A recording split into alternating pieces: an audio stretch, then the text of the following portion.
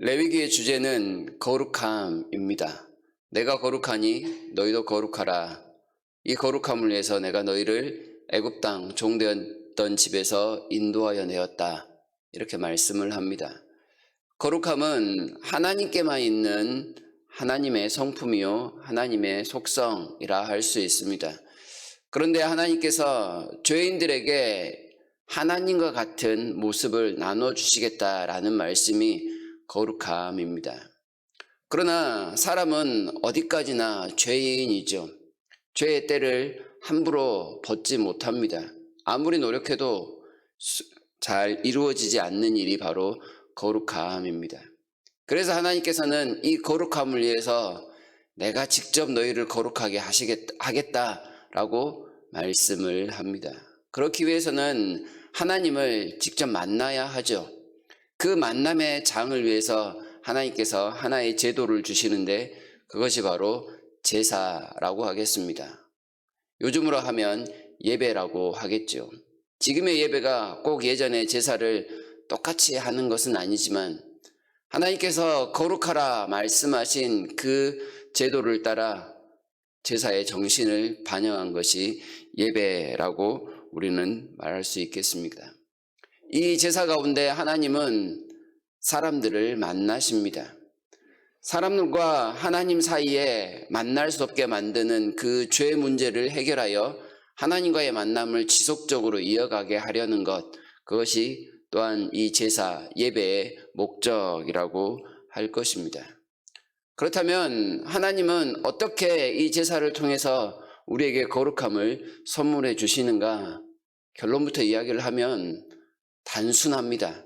하나님이 말씀하신 대로 그 모든 것을 하나하나 지켜가면 된다라고 이야기를 하십니다. 물론 말씀에 따라 행해야 하는 절차가 있지만 그 절차대로 하기만 하면 사람은 거룩함으로 나옵니다. 마치 공장의 한 과정을 쭉 거치고 나면 제품 하나가 딱 나오는 것처럼 하나님은 처음부터 끝까지의 모든 일련의 과정들을 통해서 이것만 하면 너희는 나와 함께 교제할 수 있는 거룩한 모습을 유지한다라는 뜻입니다. 물론 이 거룩함이 영원히 지속되지는 않습니다. 그래서 제사는 계속해서 반복해서 드려야 합니다. 사람이 죄로 인하여 타락하였을 때, 그리고 하나님과의 교제가 약화되었을 때 다시금 주님 앞에 나와 그 과정들을 거치며 거룩함으로 새로워지는 일, 하나님께서 우리에게 그토록 계속해서 베푸시는 자비의 연속이라고 할 수 있을 것입니다. 하나님께서 주시는 이 거룩함은 하나님과의 관계를 통해서만 유지될 수 있습니다. 사람과 사람 사이에는 참 놀랍게도 이 거룩함이 잘 번지지 않습니다. 이유는 하나님께만 있는 하나님의 성품이자 속성이기 때문에 그렇습니다. 하나님과의 직접적인 관계가 없으면 이 거룩함을 유지하기도 또한 덧입기도 매우 힘들다는 사실 한 번 더 기억해 주시면 좋겠습니다. 거룩함을 위해서 지켜야 될 내용들을 몇 가지만 살펴보겠습니다. 이 거룩함은 하나님의 백성으로서 너무나도 당연하기에 모든 사람들이 갖춰야 될 우리의 속성, 우리의 의무라고 할 수 있겠습니다. 2절에 보시게 되면 너희 중에 누구든지 여호와께 예물을 드려야 한다는 말씀을 합니다. 누구든지 거룩해져야 될 필요성이 분명히 있습니다. 남녀노소를 불문하고 하나님 앞에 나오는 일, 하나님을 만나는 일, 하나님을 통하여 거룩함을 유지하는 일, 그것은 남녀노소에게 다 중요한 일이라는 사실입니다. 이 거룩함을 통해서 하나님이 주시는 복을 받기에 또한 모두에게 하나의 권리라고 할 수 있습니다. 거룩함에 참여하기 위해서는 반드시 뭔가 필요합니다. 자기가 준비해야 될 내용이 있다는 거죠. 2절에 보게 되면 가축 중에서 예물을 준비할 것을 이야기하고 있는데요.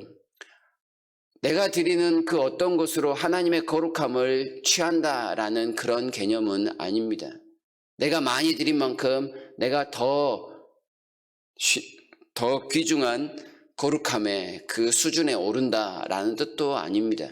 단지 하나님은 하나님의 그 모든 것을 내어주시기에 우리에게 있어서 빈손으로 와서는 안 된다라는 것을 나타냅니다.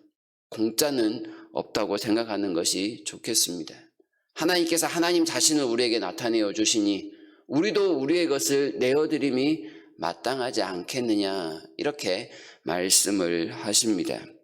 가축 중에서 준비하는 것은 반드시 자신의 것에서 준비를 해야 합니다. 예배에 나올 때 자신의 것으로 철저하게 준비하는 일들이 꼭 필요한 것이죠. 특별히 제사에서는 흠없는 것을 드리라고 합니다. 흠없는 것을 유지하기 위해서 아주 많은 공을 들여야 하듯이 하나님 앞에 하나님의 거룩함을 덧입게 나올 때 준비된 모습이 필요하다는 그런 뜻입니다. 예배에 나올 때 아무 생각 없이 나와서는 결코 안 된다라는 그런 말씀입니다.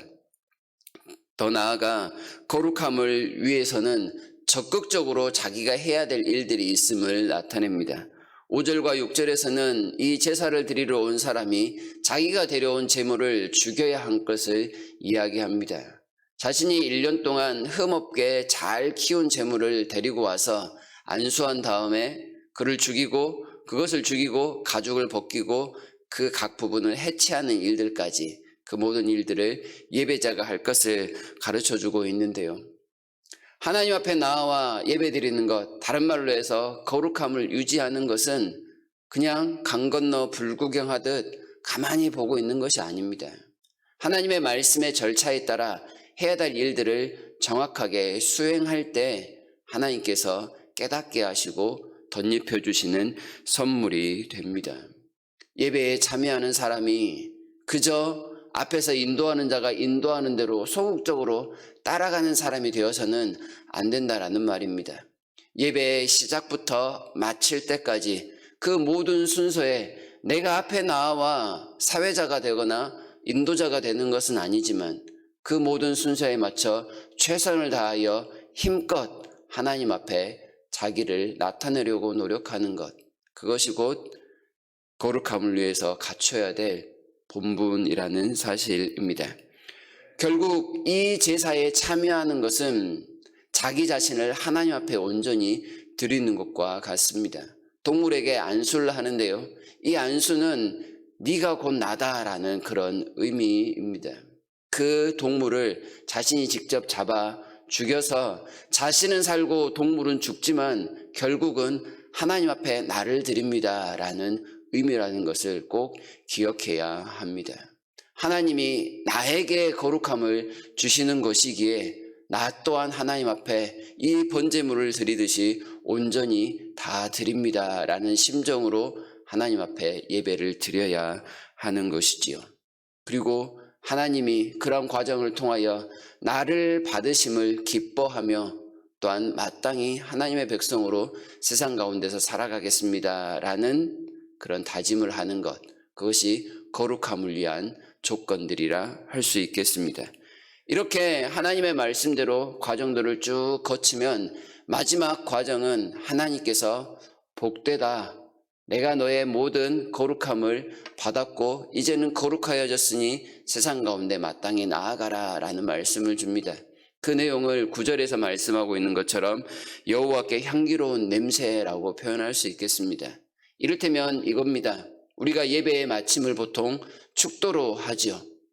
이 모든 예배 가운데 나온 사람들을 하나님께서 복 주시고 또한 복을 주어 세상으로 내보내시는 장면입니다. 이 향기로운 화제라고 선포하는 것은 사람들이 말씀에 따라 하나하나 해왔던 그 모든 절차를 향기롭게 내가 모두 다 받았다라는 의미가 될 것이며, 향기로운 제사를 내가 받았으니 너희는 또 세상에 나아가서 나의 향기로운 사람이 되어라, 이렇게 보시면 되겠습니다. 하나님의 말씀을 따라 구별된 삶이지만 구별된 삶을 통하여 나의 주인이 하나님이십니다라는 것을 세상에 전하는 모습입니다. 이 내용을 사도 바울은 고린도후서에서 그리스도의 향기라는 표현으로 바꾸면서 우리가 그렇게 향기 내는 삶을 살아야 할 것을 이야기하고 있습니다. 레위기는 구약의 제사를 이야기를 합니다. 우리는 현재 레위기와 같은 제사의 모습으로 예배를 드리지 않습니다. 이렇게 드리면 아마 큰일 날 것입니다. 그러나 말씀드렸던 것처럼 구약의 제사의 정신을 그대로 가져와서 우리는 여전히 예배 드려야 합니다. 로마서 12장에서 사도 바울은 우리를 향해서 거룩한 산제물로 하나님 앞에 드리라 합니다. 동물을 드리듯이 각자 자신을 드리는 그 마음으로 하나님 앞에 끊임없이 나와야 할 것을 이야기를 합니다.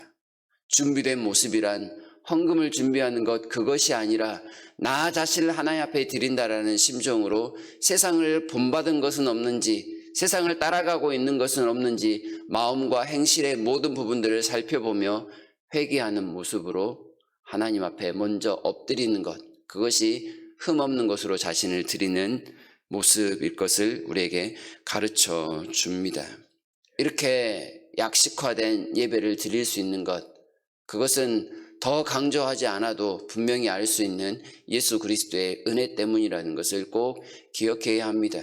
예수님이 우리 대신 십자가의 제물이 되셨기에 우리는 약식된 예배를 드려도 하나님은 충분하다, 이렇게 말씀을 합니다. 그래서 거룩함을 덧입는다는 것, 오늘의 우리의 예배를 통해서 거룩할 수 있다는 것은 결국 예수 그리스도의 은혜를 덧입는 것이요, 예수님을 닮아가는 것이라 할 수 있습니다.